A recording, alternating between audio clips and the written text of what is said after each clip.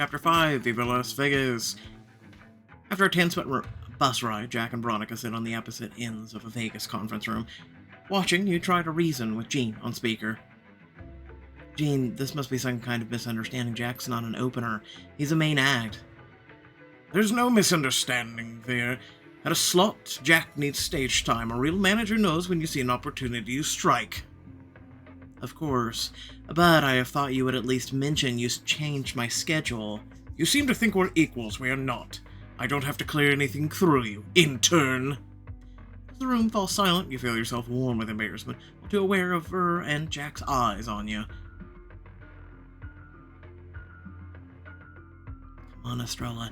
Chin up, back straight, power through, don't let them see you sweat. Though your heart pounds, you draw in a deep, calming breath as you rack your brains for a way forward. Power through. Gene's the type to respond to someone standing on their ground, which means if I want to make him respect me, I have to push back. You exhale, pushing down your rising anxiety as you find your voice. You're right! You don't. But Mr. Deacon entrusted me with this role, and I can't do it efficiently if I don't know the whole plan. Fine, consider yourself kept in the loop. Email from Gene, attention urgent. Before you can respond, a steady stream of emails hit your phone, one after the other, sending it into a frenzy. What's all this? Everything you need to oversee Ver's first performance of her residency. What? Phone continues to vibrate even though you flick through page after page of new email. As it turns out, I can't make it to Vegas for a few more days, and since you're so adamant about teamwork, you can cover for me. But if Jack is opening, his itinerary is going to overlap with Ver's. How am I supposed to do both? You won't have to, because I haven't opened for anyone since my band days, and I'm not about to go back. Fine by me, but for the record, blowing off a tour date is exactly the thing that'll nullify Estrella's deal and get you kicked off the label. So, if I were you, I'd choose wisely.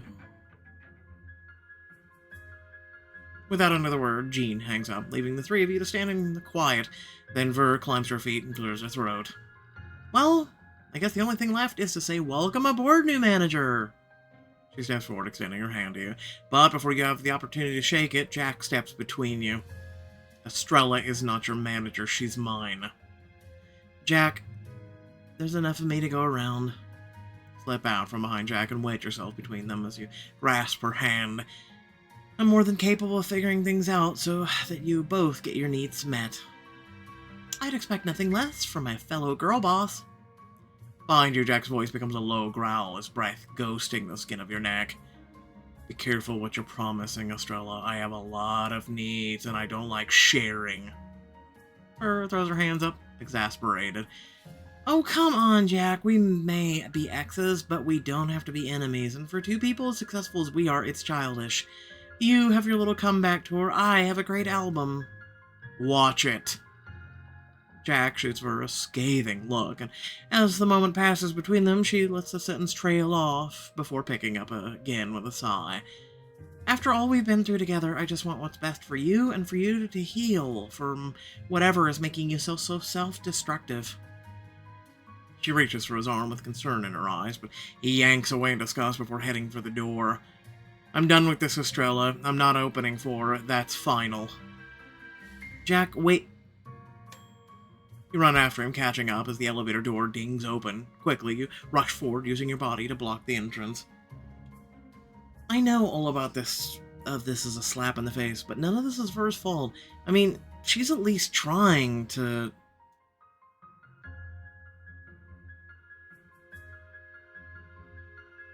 The only thing she's trying to do is paint me as a villain, judge me by the look on your face. It's working, so if you don't mind. Actually, I do mind, because my job is hinging on getting you both through this performance. Then we've got a problem because I'm not doing it. Jack jabbed the button for his floor, and without a second thought, you pull the emergency stop lever, bringing the elevator to a halt and sounding the alarm. If you're gonna screw me, you would at least to explain why, and we're not going anywhere until you do. All you need to know is that it's not happening. It reaches around you, slams the button back into place, and the elevator jolts back to life, speeding upward towards the heavens. Wow! So that's just it? Because after last night I thought we understood one another. My dreams, my fears, or your fears, we laid it all out, got really real with each other. And that was what, just another Friday night for you? It's not like that. Then what is it, Jack? I'm all ears. When he doesn't respond, you reach for the emergency stop again, but he catches your hand, backing you against the elevator wall and gently pinning your wrist to the cold metal as he whispers, "I just can't, Estrella." The flash of pain in his voice softens you, and his eyes fall to your lips with an intensity that makes you melt and gives you an idea. I could use the tension between us to convince him to tell me. It's a little unorthodox, but if it gets the job done... Your heart races with an excitement that has nothing to do with the job and everything to do with the man in front of you, and you return a heated glance. You have no idea just how persuasive I can be. Is that right? His voice gains a sultry huskiness as he presses the length of his body against you, trailing his free hand down your waist.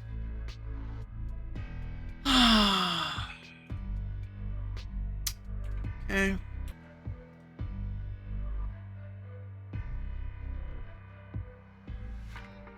You look at him with wide, unopposing eyes, sliding the fingers of your free hand down the nape of his neck. Would it be so bad to give in to temptation and be honest with me? He took it at the waistband of his jeans. Come on. Fighting me is useless. It takes so much more time and vigor to resist me. Your fingers slip over the top button of his jeans. It's not my stamina I'm worried about. You've got Ver... Or you've let Ver get so worked up. You're stuck in first gear. Drop your hand between his legs. You have a point there. Suddenly gets handsy himself. His grip around your wrist traveling down to your ass. Was what Ver did to you really so bad that it's worth expending all this energy? You graze his crotch with the back of your hand and he sucks in a sharp breath. Maybe not. Unload the weight you're carrying. Tell me the whole story and I can give it a happy ending. Jack leans in with a smile, nibbling on your ear before whispering his response. Nice try, but you're not nearly as persuasive as you think you are. You push him off. Jack, don't waste my time. Are you gonna spill or are we just playing along so you could get some? Do you really want some, or were you just playing along to get me to spill? You crack a smirk, knowing he's right. What, no clever comeback? You stay the course, hitting the emergency button again. Maybe I haven't made myself clear. I'm not leaving here with nothing. I'm not enough for you? You know what I mean. Well, that's not happening. Reaches past you, right side, in an attempt to hit the button again, but you shift your hips to block him. Then he reaches around your left side, but you shift your hips back. Come on, Jack. I call the shots. There's only one way out of this elevator for you, and it's clearly not by outmaneuvering me. That's because I've been taking it easy on you. You chuckle. Yeah, keep telling yourself that. In one swift move, he pushes you up against the elevator wall, the emergency stop button now out of reach of both of you. Your chest heaves with a surprise. Jack uses his body to keep you cornered, his gaze drawn to your breast. Like what you see? Uh-huh. Here, take a better look.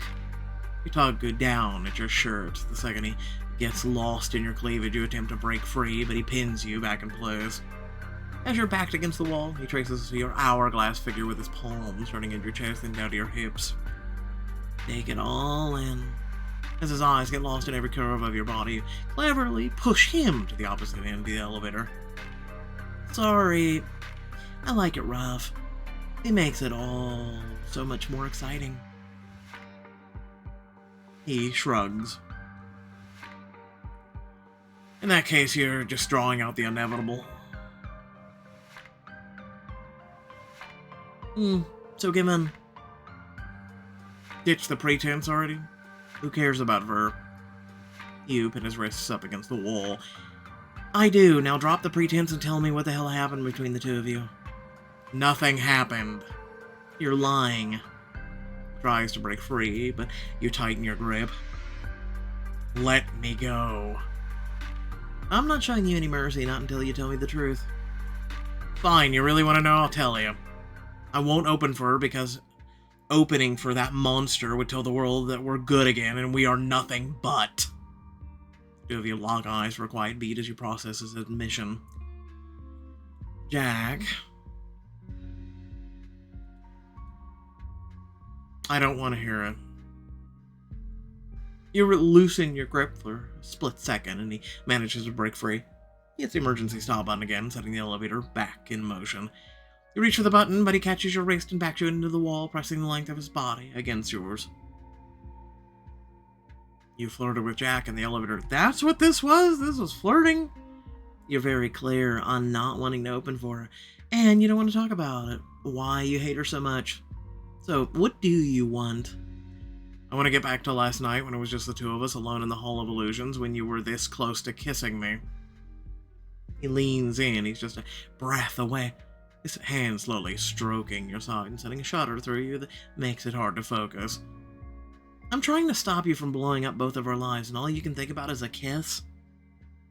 Among other things. His thumb tugs at your bottom lip, opening your mouth, and before you can stop yourself, your tongue swipes the pad of his finger. Elevator dings your arrival, and you and Jack both eye the open door before looking back at each other heavy-lidded. What do you say we go to my room, and I show you what else has been on my mind? For a single moment, you imagine your body writhing beneath his, slick with sweat, crying out in ecstasy, and then you crash back to reality. No. Harried, you push past him, slip out of the elevator, trying to create enough distance to clear your mind of its lust-conjured haze. My job rests on this tour going off without a hitch, so nothing can happen between us. No more flirting, no more almost kissing. And you're definitely not getting me into your room. In fact, I'm not even going near it. Grab your room key and hopeful that some distance will ease your need for him, only for him to stop outside of the room next door. Denial is a river in Egypt. I'm calling it now. In less than 24 hours, you'll be on my side of the wall. Keep dreaming. All that rest will come in handy at rehearsal later, because until I get a reason why you can't, you will be opening for Ver. No. I think I'll just hang out in my room, catch a nap, then when you come in to get me, I can say I told you so. Going head-to-head with me isn't a good choice, Jack. You will lose. Still, he just meets your threat with a grin and the warmth surges through you as you realize it's his first since Indio Fest. Bring it on. Listen, I just hire security, they come into your room and carry you out. What? Later, you enter the venue and head to the stage in search of Jack, only to find 13 cardboard cutouts of him instead. What in the hell? Spot a note stapled to the chest of one and read it aloud. Estrella, hope this satisfies your desire to see me at rehearsal. XOXO, Jack, son of a... Let me guess, he's not coming? You whirl around to see Veronica walking in behind you. However, could you tell? Veronica, I understand why you may be concerned, but I promise I will fix this. Jack will be here, the real Jack, and some poor man's cutout. To your surprise, she fixes you with a warm smile. Don't sweat it. The cutouts are actually one of Jack's more creative antics. You follow her backstage, and she sets up in front of her vanity to touch up her makeup. You're not upset? At this point, I almost expected it. I would never speak ill of Jack. After all, our relationship was so beautiful for so long, but he can be very unpredictable. One second I was dating the sweetest guy in the industry, the next his face was all over the tabloids for all kinds of scandals. Tabloids are tabloids for a reason. They make things up. Don't tell me that's why the two of you broke up. It was for my own good. I couldn't let him drag down my career, and you shouldn't let him either. Too late. Ver, I know what you're doing. Jack told me all about your little act. It isn't gonna work with me. Oh, honey. Of course Jack said plenty of nasty things about me. How else is he supposed to convince you you're not next? Maybe, except Jack's not bad-mouthing you to anyone who will listen. He didn't want to talk about you at all. Take it from me, Estrella. The The business is an ugly place. I'm just trying to help you navigate it. As her words hang in the air, you can't help but remember Jack's warning about accepting help from others in the music industry. Everyone is in it for themselves. How am I supposed to know who to trust? I can't get read on her intentions, but Jack is so unreliable. Just then, your phone vibrates. The tea is in. New notification. Get the cost piping hot from your one and only authority on all things fame. If there's one source that isn't going to spare any detail, it's the internet. I wonder what they have to say about Miss Ver.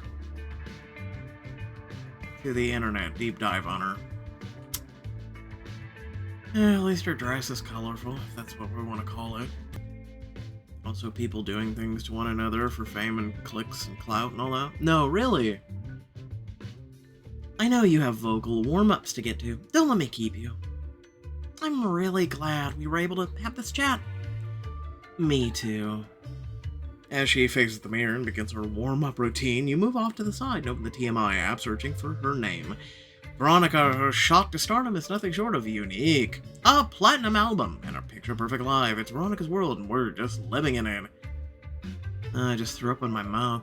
I don't get it. These are all fluff pieces.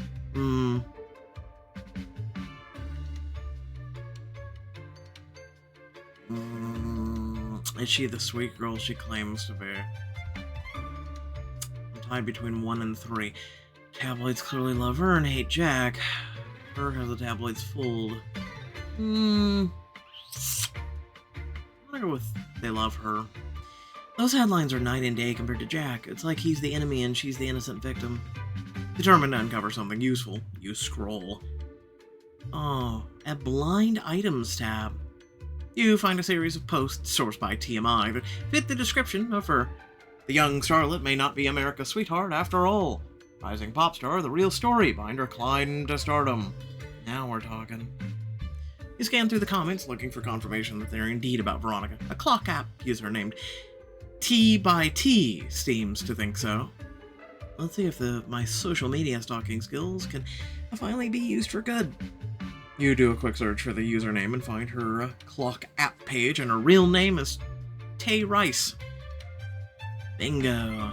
Investigatively selective celebrity reporter, your source for confirming and debunking gossip headlines.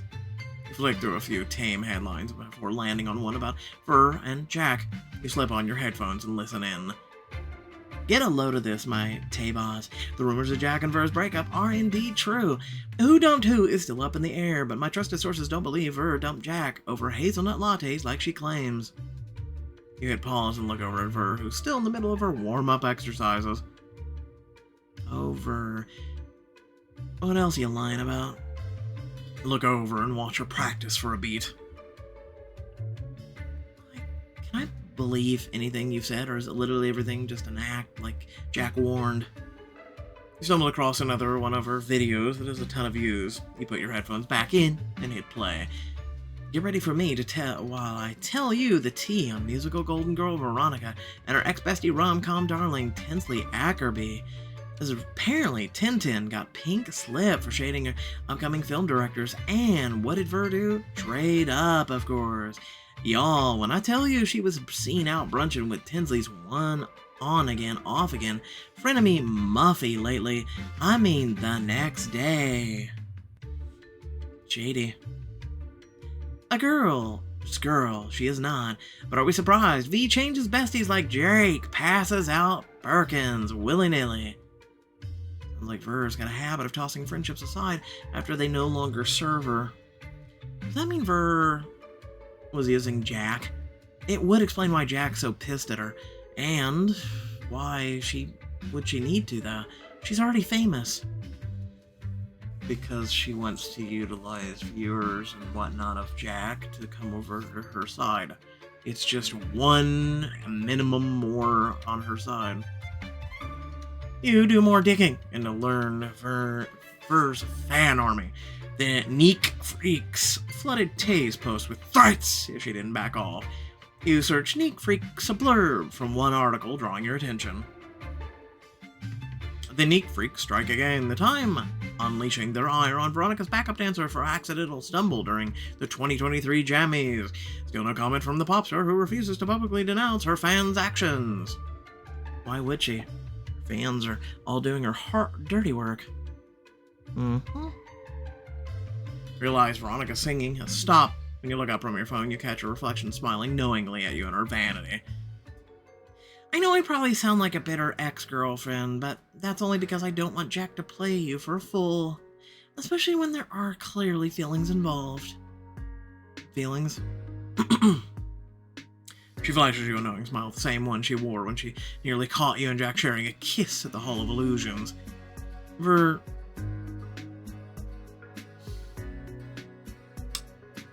I don't have feelings for Jack. I don't know what you think you saw or heard, but my relationship with Jack is strictly for business.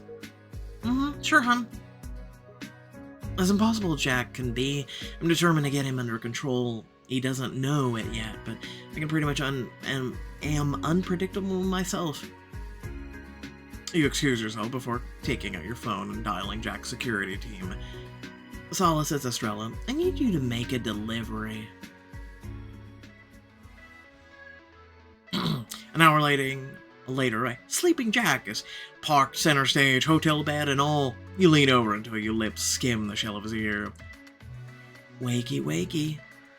Jack stirs a moment for opening his eyes, groggily taking in the stage in his displaced bed.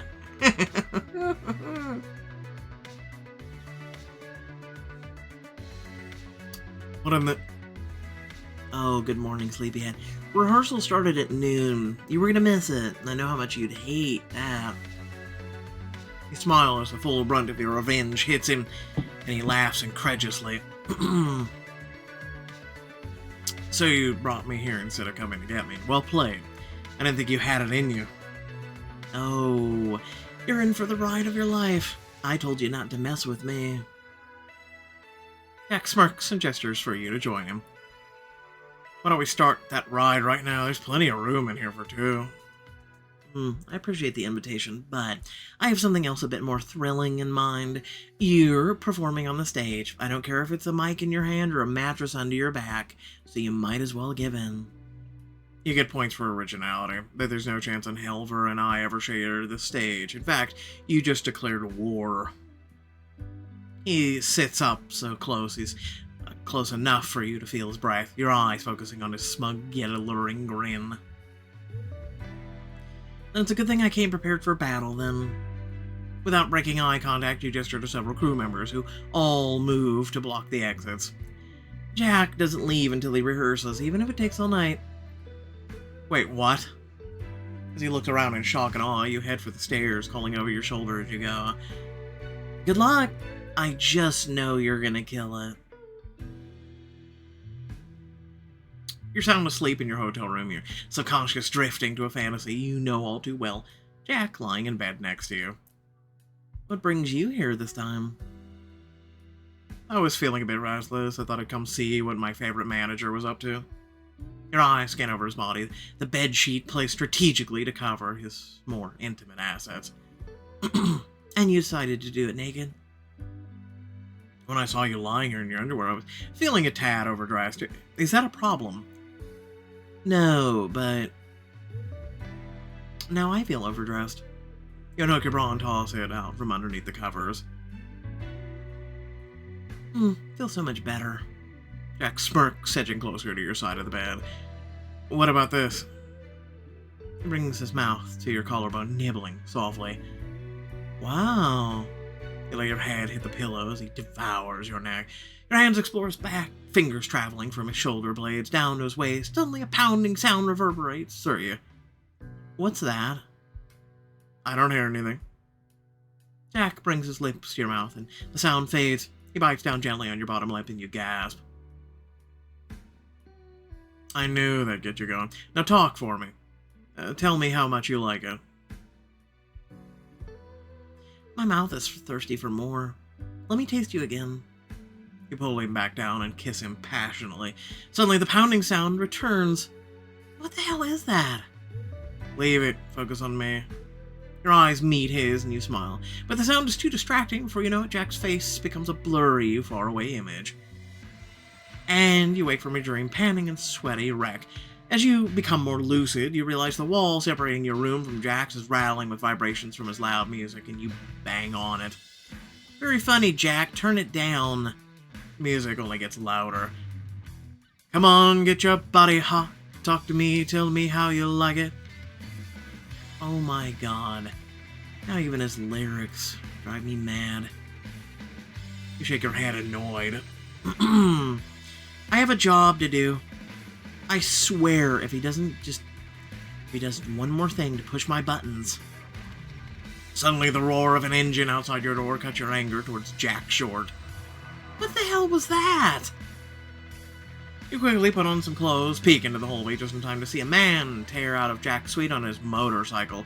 He pops a wheelie as he rides past your door. Woo, yeah! What are you doing? That's Jack's bike! But as you start to follow him, you hear a massive uproar come from the next room. You charge into Jack's massive suite to find a rager complete with fire eaters, showgirls, wall-to-wall partiers. Jack. You scour the party until you spot Jack playing poker in the back. As you approach, you meet your gaze and shows his hand at the table. Read him and weep. Lady Luck loves me tonight. Isn't that right, Estrella?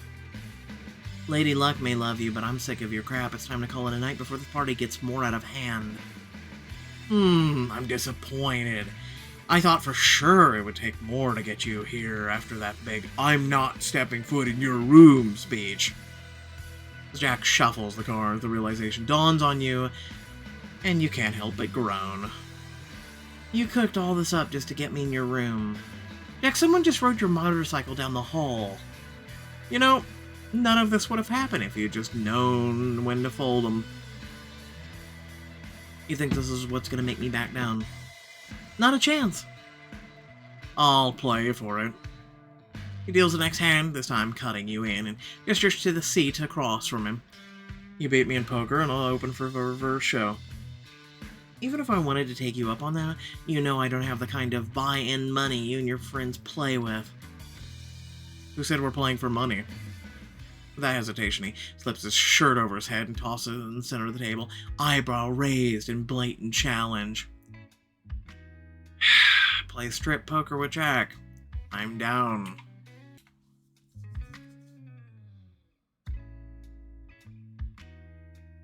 No, you may quite literally lose your shirt, put on a confident smile. Pass up the chance to get you naked in front of everyone. Not a chance, man. Take a seat at the table next to him. You're gonna need more than a motive. I grew up playing poker. The older guys in my crew thought being able to spot a tell would come in handy in my industry. Are you sure they weren't just looking to win some easy money from an inexperienced pop singer? He smiled, looking back at the time fondly. Now that you mention it, I'm pretty sure they just needed another body. Your eyes wander over his frame. Well, it's a good body to have. Rich, impulsive, risk-taker. Who wouldn't want that at their poker table? He eyes your body. Eager, persistent, safe. I think I've got this one in the bag. Safe may just surprise you. Your opponents quickly fold. Sounds like you two have a score to settle. I'm gonna set this one out. Good luck, Estrella. I'd love to see someone finally bring Jack down a peg. Looks like it's just you and me. It's not official until you strip. He laughs at his shirt in the center of the table. I'll make it an even match. You slip off your shirt and allow your fingers to slowly trail down your neckline and linger on the hem of your brassiere. Jack licks his lips. That's quite the ante. You pick up your hand, and seeing you have a shot at winning, a very long shot, Jack inspects your expression, but you stay stone-faced. It's your move. He stands and brings a hand to his waist. You gulp, thinking he's about to take off his jeans. Raising the pot by one belt. He removes his belt and tosses it on the table. In that case, I'll raise. Let's kick things up a notch. You confidently stand and match his belt by removing your belt and throwing it on the table. I match you a belt And then you add one of your sneakers to the pot, momentarily knocking Jack off his game. And I raise you a designer shoe. You're bluffing, aren't you? You shrug flirtily. Only one way to find out. He matches your bet with a shoe of his own. Jack turns his cards over to reveal a flush, easily beating your pair of aces. You throw your cards in, accepting defeat. Victory is mine. He rakes in the pot of clothing. Stop gloating and deal. In less than an hour, the game has reached its inevitable climax. You only have your bra and underwear left to bet. It all comes down to this. Jack gives you an almost naked body, a once-over as he deals the final hand. The moment we've all been waiting for. Glance down at your cards and wipe a bead of sweat off your forehead. In 3, 2, 1... You both turn your cards over at the same time. A full house against Jack's 3 of a kind. I guess Lady Luck is on my side after all.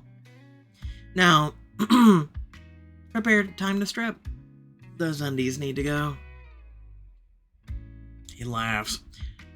Here I thought you'd be more focused on our bet and the fact I have to open up for her now.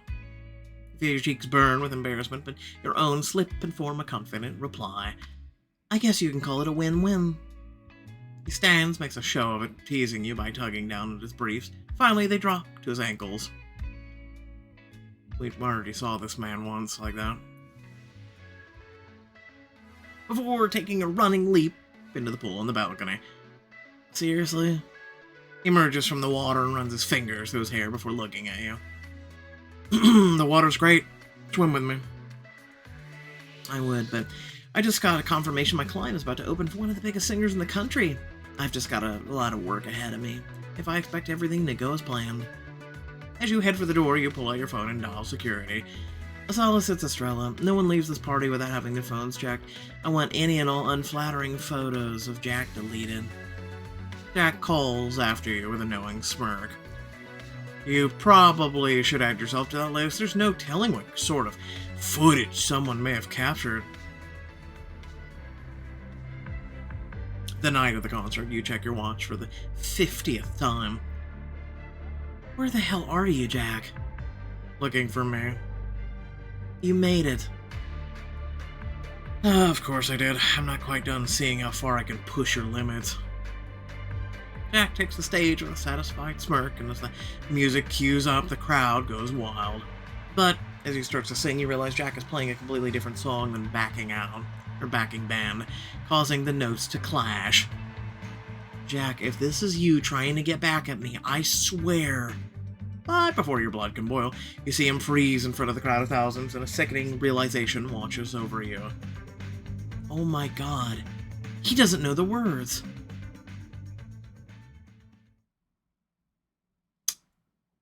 Okay, so he doesn't know the words to his own song? Question mark?